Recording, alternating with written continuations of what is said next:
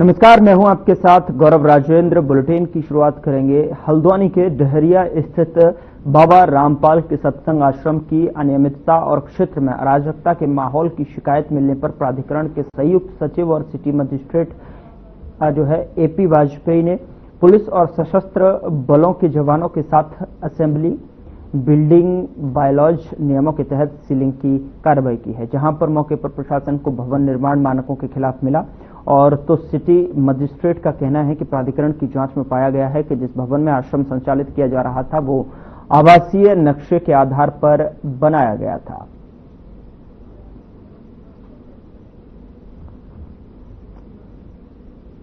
देखिए, ये दहरिया स्थित एक भवन है जो हमारे बिल्डिंग बायलॉज के अनुसार आवासीय मानचित्र के रूप में स्वीकृत इसको कराया गया है। और ये शिकायत मिली थी कि इसका उपयोग जो है असेंबली बिल्डिंग के तौर पे हो रहा है, और जो हमारे बायलॉज है उसके तहत असेंबली बिल्डिंग के लिए जो निर्धारित मानक हैं उसका ये पालन नहीं करता है। और उसमें जो कि पार्किंग के लिए अलग रूल्स हैं, रोड वाइडनिंग है, इसके अलावा मिनिमम जो रिक्वायरमेंट है प्लॉट साइज की वो भी ये फुलफिल नहीं करता है। तो इसका पूर्व में चालान किया गया था और इसमें वाद भी दर्ज किया गया है। उसी क्रम में जो कि यहाँ पर काफी संख्या में लोग एकत्र होते हैं और जन सुविधा के हिसाब से भी और जनहानि किसी प्रकार की ना हो, इन बातों को ध्यान में रखते हुए और वायलेशन को देखते हुए इसको सीलिंग के ऑर्डर थे, उसी क्रम में आज ये कार्रवाई की गई। नई कार्रवाई की गई है वो हमारी भवन उपविधि और नगर नियोजन अधिनियम जो है उसके उल्लंघन के अंतर्गत की गई। खबर जसपुर से है, जहां प्राचीन बौद्ध मठ पर हर वर्ष की भांति इस वर्ष भी स्थानीय लोगों के साथ में अन्य क्षेत्र के दूर दराज से पहुंचे लोगों ने भगवान गौतम बुद्ध के जन्मोत्सव को बुद्ध पूर्णिमा के रूप में बड़े ही धूमधाम से मनाया, जिसमें भगवान गौतम बुद्ध के दिए गए ज्ञान को याद किया गया और साथ ही बताया गया कि वे गांव बहादुरपुर में स्थित बौद्ध मठ के मोनाक इंटरनेशनल बौद्धिस्ट सोसाइटी संस्थान में आए हैं, जहां आने वाले समय में मोनास्ट्री बनाया जाएगा और जिसमें देश और विदेश से भी बच्चे भिक्षु बनकर यहां पढ़ा करेंगे। साथ ही यहां पुस्तकालय भी खोला जाएगा जिसमें बौद्ध साहित्य रखा जाएगा।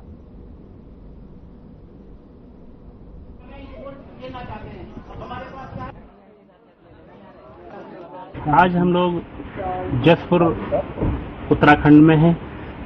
आज त्रिविध पावनी बैसाख पूर्णिमा के शुभ अवसर पर हमने यहाँ भंडारा किया है। हमारे पूज्य भंते जी ने आज यहाँ उपस्थित हैं, इनके द्वारा ये समारोह किया गया था।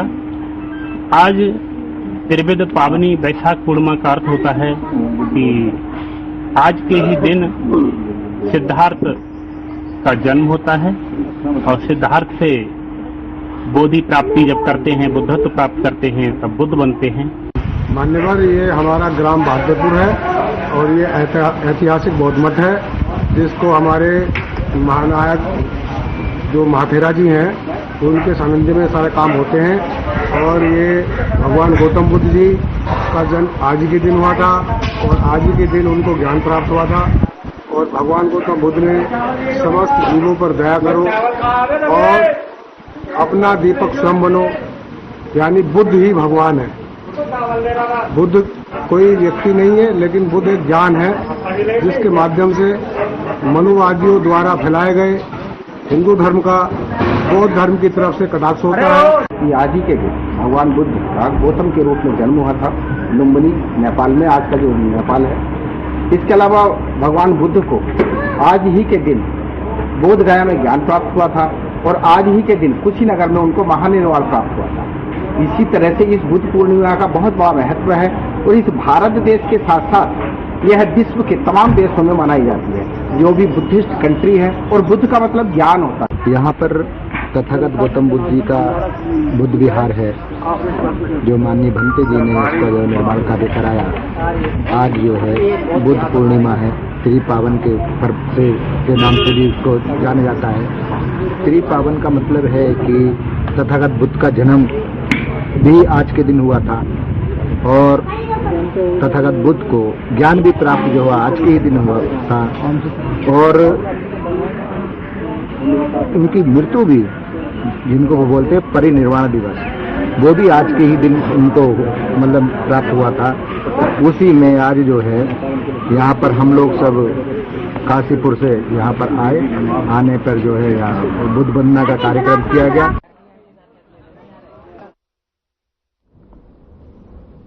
उत्तराखंड सरकार ने चार धाम यात्रा में आने वाले श्रद्धालुओं के लिए काफी व्यापक तैयारी की है। आपको बता दें कि श्रद्धालुओं की संख्या को देखते हुए सरकार ने रजिस्ट्रेशन के लिए एक अच्छी पहल की है। अगर कोई श्रद्धालु 25 या उससे ज्यादा की संख्या में एक साथ यात्रा करते हैं तो उन्हें रजिस्ट्रेशन कराने के लिए लाइन में लगने की आवश्यकता नहीं है। अब वो एक फोन कॉल करके अपना रजिस्ट्रेशन जहां वे ठहरे हैं वहीं करा सकते हैं। रजिस्ट्रेशन करने वाली टीम खुद पहुंचकर उनका रजिस्ट्रेशन करेगी। पर्यटन सचिव सचिन कुर्वे ने बताया कि श्रद्धालुओं की सुविधा को देखते हुए रजिस्ट्रेशन की पहल की गई है। उत्तराखंड में चारधाम यात्रा की शुरुआत 30 अप्रैल से शुरू हो गई और आपको बता दें कि अभी तक करीब 7 लाख से ज्यादा श्रद्धालु चारों धामों पर दर्शन के लिए आ चुके हैं। देखिए, इस बार हमने चारधाम यात्रा के दृष्टिकोण से काफी अहम कदम उठाए हैं और विशेषकर जो हमारा जो श्रद्धालु है उसको किसी तरह की दिक्कत न हो, उसको किसी तरह का हरासमेंट न हो, उस कारण ही हमने इस साल आधार बेस्ड रजिस्ट्रेशन भी शुरू किया है ताकि उसको आसानी से मिले। और जो लोग ऑनलाइन रजिस्ट्रेशन नहीं कर पा रहे थे उनके लिए हमने ऑन स्पॉट रजिस्ट्रेशन की व्यवस्था ऋषिकेश, हरिद्वार और विकासनगर में की है। और इतना ही नहीं, अगर 25 से बड़ा ग्रुप है तो जहां पे वो लोग रुके, जिस आश्रम में, जिस होटल में रुके हैं, वहां पे भी हम अपनी टीमों को भेज के रजिस्ट्रेशन करा रहे हैं। यानी वो ऑन कॉल बेसिस पे रजिस्ट्रेशन टीम को बुला सकते हैं।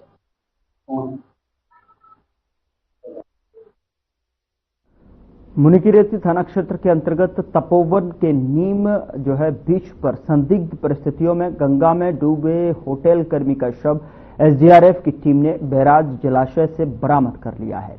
शव को एसडीआरएफ की जो टीम ने लक्ष्मण झूला थाना पुलिस के हवाले किया और बता दें कि पुलिस ने पंचनामा भरने के बाद में शव को पोस्टमार्टम के लिए भेज दिया है और अग्रिम कार्रवाई और जांच शुरू कर दी गई है। बता दें कि 9 मई को मुनिकीरेती थाना क्षेत्र के अंतर्गत तपोवन के नीम बीच पर होटल कर्मी तेजपाल के संदिग्ध अवस्था में गंगा में डूबने की सूचना पुलिस को मिली थी। घटनास्थल पर पुलिस को तेजपाल का मोबाइल और कपड़े चप्पल भी मिले थे। तभी से पुलिस और एसडीआरएफ की टीम तेजपाल की तलाश गंगा में कर रही थी। तो गंगा में डूबे होटल कर्मी का जो है शव अब बरामद हुआ है। संदिग्ध परिस्थितियों में ये होटल कर्मी डूब गया था और बैराज जलाशय से शव को बरामद एसडीआरएफ की टीम ने किया है। साथ ही आपको बता दें कि एसडीआरएफ की जो टीम है उसने जो है कड़ी मशक्कत के बाद में शव को बरामद करने के साथ ही मुनिकीरेती थाना को जो है शव सौंप दिया है।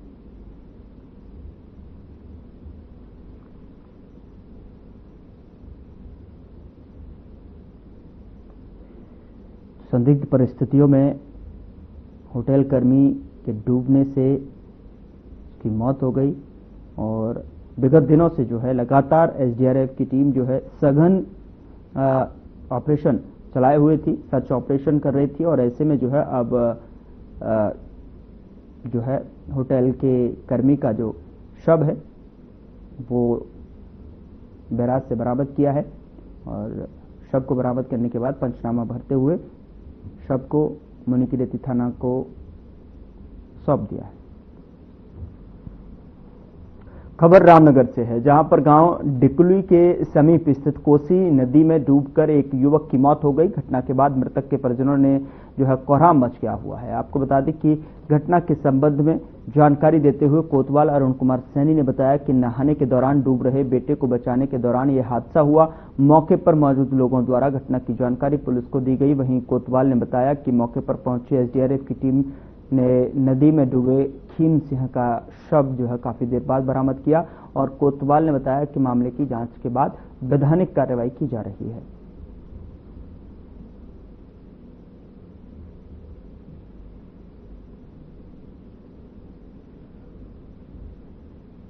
कल कोसी नदी में ढिकुली में नहाते समय एक व्यक्ति खीम सिंह पुत्र दिवान नाम उम्र 45 साल की मौत हो गई है, जिसका शव एसडीआरएफ की मदद से आज सुबह बरामद किया गया है। सबको कब्जे में लेकर पोस्टमार्टम हेतु भिजवा दिया है। आवश्यक वैधानिक कार्रवाई की जा रही है।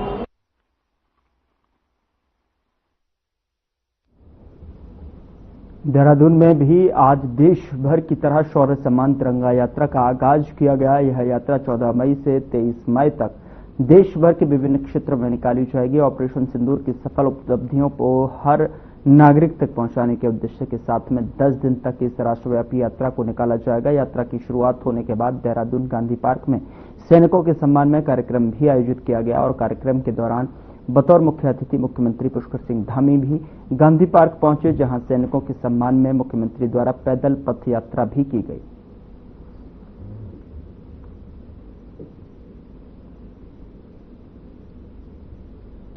शौर्य सम्मान तिरंगा यात्रा का आगाज करते हुए आयोजन किया गया। विभिन्न क्षेत्रों में ये यात्रा निकाली गई है और आपको बता दें कि 23 मई तक जो है यात्रा निकाली जाएगी और इस यात्रा में गांधी पार्क पहुंचे खुद सीएम पुष्कर सिंह धामी पथ यात्रा के दौरान पैदल मार्ग तय किया और साथ ही सैनिकों के सम्मान में ये यात्रा का भव्य आयोजन किया गया।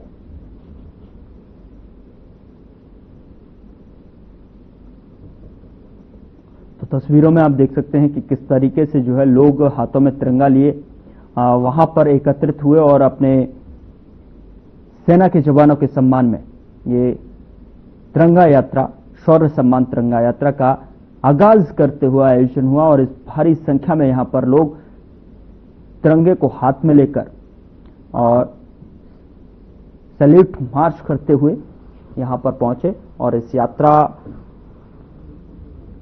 का हिस्सा बनने के लिए खुद सीएम पुष्कर सिंह धामी भी भारत की सेनाओं ने जिस प्रकार से ऑपरेशन चलाया, शौर्य, पराक्रम और साहस और सटीक रणनीति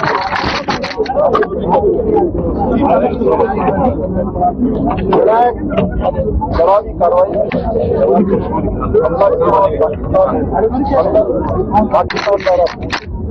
9 आतंकवादी हड्डियों को नेस्तनाबूद करने का काम किया। पाकिस्तान के घुटने टेकने पर मजबूर किया। उनके डीजीएमओ ने, पाकिस्तान की सरकार ने जिस प्रकार से युद्ध विराम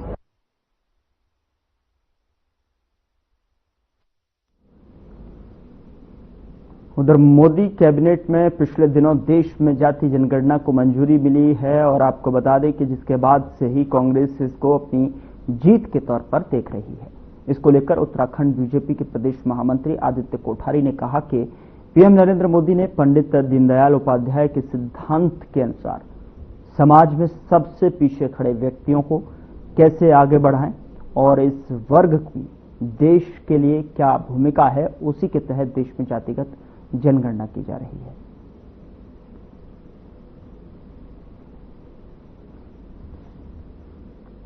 देखिए, बहुत विचार विमर्श करने के पश्चात और ये सोचने के पश्चात कि देश के विकास में अभी भी समाज का एक बहुत बड़ा हिस्सा विकास से वंचित है, उसको विकास की आवश्यकता है।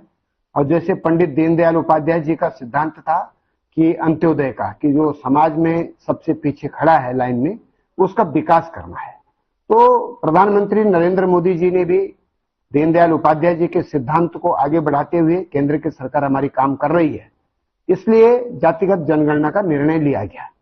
देश में 1931 में जनगणना 31 तक होती थी, उसके बाद जनगणना नहीं हुई है।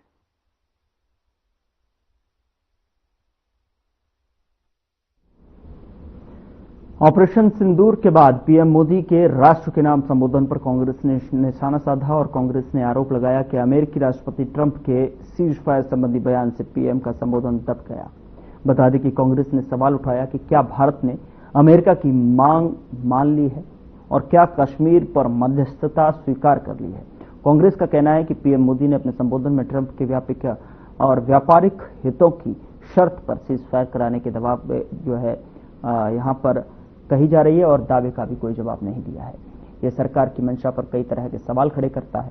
पीएम मोदी का लंबे समय से चलता आ रहा देश के नाम संबोधन राष्ट्रपति ट्रंप के कुछ मिनट पहले के किए गए खुलासों में पूरी तरह से दबकर रह गया।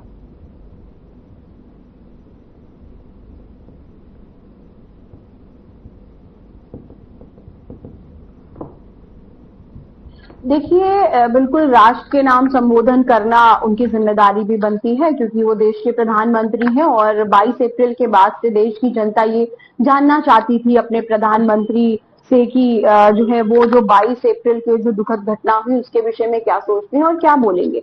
बिल्कुल देखिए, सेना की तारीफ करनी चाहिए और सेना के साहस और शौर्य को कांग्रेस पार्टी ने सदैव उसका सम्मान किया है, उसका मान किया है। और राहुल गांधी जी ने भी पहलगाम अटैक के बाद जो है सरकार से ये मांग की थी कि कठोर से कठोर जो है एक्शन जो है लेना चाहिए। और इसी क्रम में जो आपने देखा कि सेना ने जिस तरीके से जो है पाकिस्तान में और पीओके में टेररिस्ट जो कैंप्स हैं उनको नष्ट करने का कार्य किया, पाकिस्तान का जो दुस्साहस था हमारी तरफ नजरें उठाने का, उसका मुंह तोड़ जवाब देने का कार्य किया। तो सेना के शौर्य को हम जो है के तरफ हम नतमस्तक हैं। पर एक महत्वपूर्ण बात जो आज पूरा देश जानना चाहता है,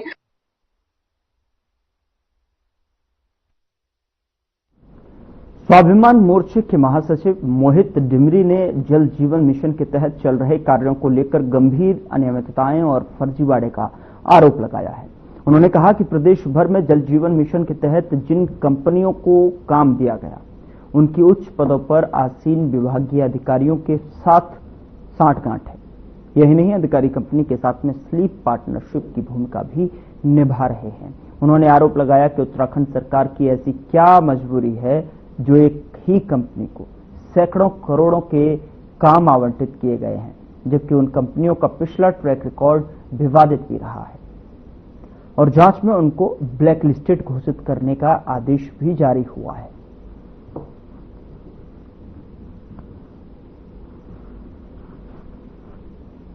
जल जीवन मिशन एक महत्वाकांक्षी प्रोजेक्ट चल रहा है भारत सरकार का, और इस प्रोजेक्ट का मुख्य उद्देश्य था हर गांव में, हर घर में नल के माध्यम से पानी पहुंचाना।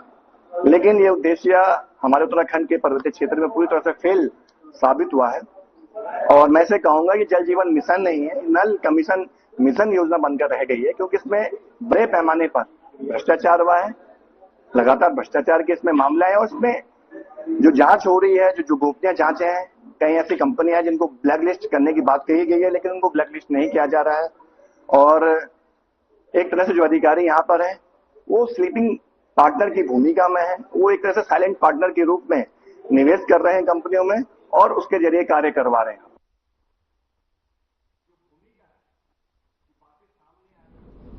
सीबीएसई की ओर से कक्षा 12वीं और 10वीं का परिणाम मंगलवार को घोषित कर दिया गया। आपको बता दें कि बोर्ड की ओर से पहले 12वीं का रिजल्ट जारी किया गया, जबकि इसके करीब 2 घंटे बाद बोर्ड की ओर से 10वीं का भी परिणाम घोषित किया गया और इस बार देहरादून रीजन 13वें स्थान पर रहा। बता दें कि सीबीएसई के देहरादून रीजन में उत्तराखंड के सभी 13 और उत्तर प्रदेश के 8 जिलों के स्कूल आते हैं। वहीं पहली बार बोर्ड की ओर से जो है देहरादून रीजन का परिणाम जारी नहीं किया गया है। केंद्र से बने रिजल्ट के आधार पर ही जानकारी दी गई है। सीबीएसई के क्षेत्रीय अधिकारी मनीष अग्रवाल के मुताबिक देहरादून सर्किल में 12वीं का 83.45% रिजल्ट रहा, जबकि 10वीं का पासिंग प्रतिशत 90.97 रहा।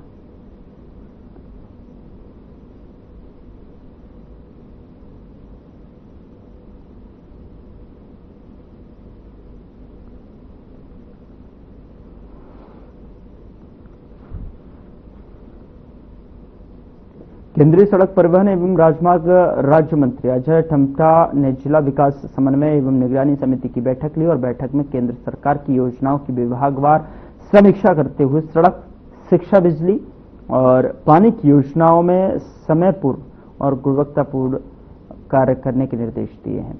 बता दें कि राष्ट्रीय राजमार्गों की समीक्षा करते हुए सांसद ने कहा कि बेहतर सड़क नेटवर्क के लिए मोदी सरकार प्रत्येक गांव और तोक को सड़क मार्ग से जोड़ रही है।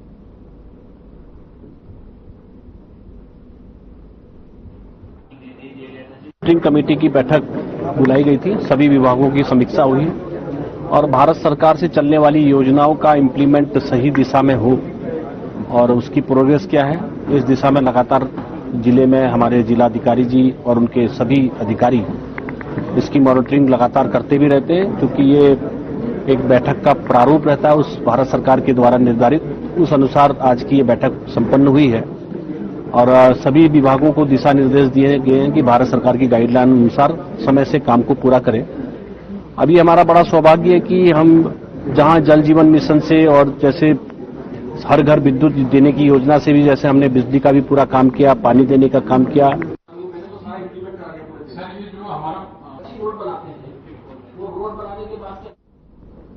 बाईस अप्रैल को जम्मू कश्मीर के पहलगाम में हुए आतंकी हमले के बाद भारतीय सेना ने पाकिस्तान में घुसकर आतंकियों के 9 ठिकानों को नेस्तनाबूद करने का काम किया था। इसके बाद दोनों देशों के बीच में युद्ध की स्थिति पैदा हो गई थी, लेकिन कुछ दिनों बाद दोनों देशों के बीच में सीज फायर हो गया। इसको लेकर कांग्रेस ने सरकार पर लगातार हमला बोला है, जिसका जवाब देते हुए बीजेपी उत्तराखंड के प्रदेश महामंत्री आदित्य कोठारी ने कहा कि जिस तरह से आतंकवाद के खिलाफ सेना ने काम किया है वो तारीफ के काबिल है।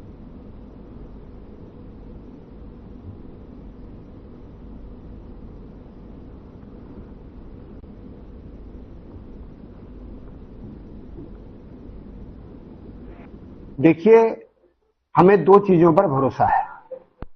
पहली बात, हमें अपने नेतृत्व पर भरोसा है कि हमारा नेतृत्व जो करेगा वो देश हित में करेगा, क्योंकि हमारा जो नेता बैठा हुआ है उसके लिए नेशन फर्स्ट है, राष्ट्र प्रथम है। दूसरा, हमारे अपने देश की सेनाओं पर भरोसा है, उनके पराक्रम पर, उनके शौर्य पर, उनकी क्षमताओं पर, उनकी तकनीकी पर हमें पूरी तरह से भरोसा है। और हमारे देश की सेना ने अपने पराक्रम को दिखाया है, अपने शौर्य को दिखाया है, और हमारे नेतृत्व ने जिस तरह से सेना को दिशा दी है, सेना का मार्गदर्शन किया है, वो तारीफ काबिल है। हमने उस समय को भी देखा है कि जब सेना को एक गोली चलाने के लिए भी केंद्र की तरफ ताकना पड़ता था, केंद्र से अनुमति नहीं मिलती थी।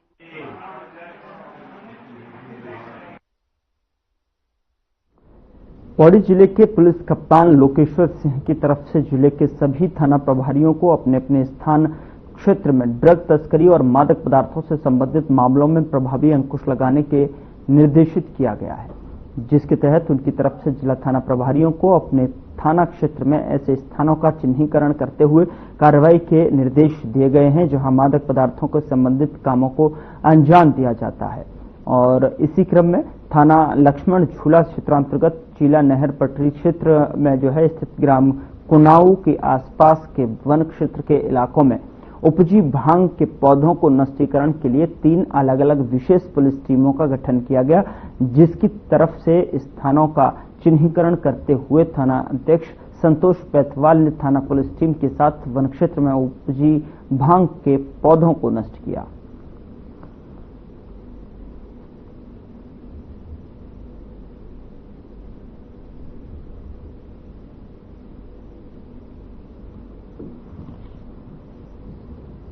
भारतीय सेना से रिटायर्ड हुए कर्नल अजय कोठियाल ने हाल ही में भारतीय सेना के द्वारा पाकिस्तान में घुसकर आतंकवादियों के ठिकानों को नष्ट करने को लेकर मीडिया के सामने बयान दिया है। उन्होंने मीडिया से बात करते हुए कहा कि जिस तरह से आतंकवादियों ने पहलगाम में हमला किया था और निर्दोष लोगों की जान ली थी, उसके बाद इन लोगों को जवाब देना जरूरी था। आप भी सुनिए और क्या कुछ रिटायर्ड कर्नल कोठियाल ने कहा।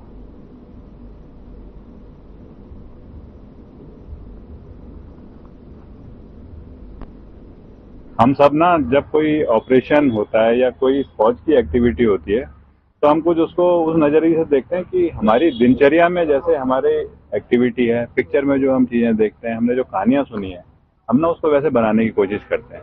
अगर एक कन्वेंशनल मिलिट्री ऑपरेशन को देखें तो उसमें बड़ी टेक्निकल चीज है। ये जो ऑपरेशन था इस बार, ये तो बड़ा क्लियर एक तरीके से अगर देखें तो उद्देश्य ये था कि हमारी सारी की सारी जो सेना है, हमारे जो देश की काबिलियत है वो टेक्निकल हो, उसके पीछे जो ट्रेंड मैन पावर है, जो इंटेलिजेंस एजेंसीज की जो जानकारी है, उसके बेसिस पे बगैर किसी सिविलियन का नुकसान करे, बगैर किसी मिलिट्री इंस्टॉलेशन को हिट करे, हम प्रिसीशन कैसे उन जगहों पे हिट कर सकते हैं जहां पे कि टेररिज्म का रिक्रूटमेंट होता है।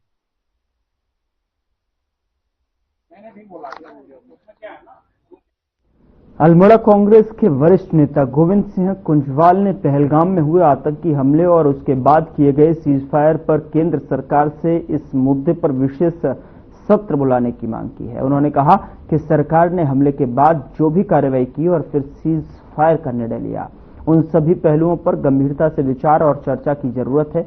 बता दें कि कुंजवाल ने कहा कि केंद्र सरकार को सीज फायर के पीछे की सोच को जनता के सामने स्पष्ट करना चाहिए। साथ ही उन्होंने सवाल उठाया कि जब पाकिस्तान के साथ गंभीर लड़ाई की स्थिति है तो उसे कड़ा सबक क्यों नहीं सिखाया गया।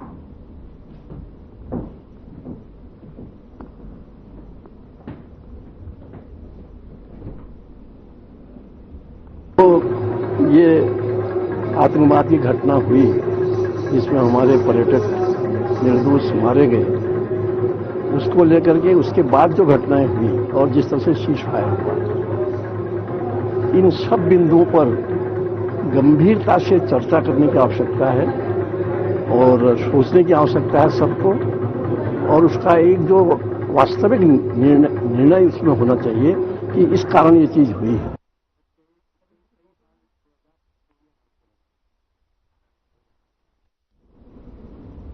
फिलहाल बुलेटिन में इतना ही। नमस्कार।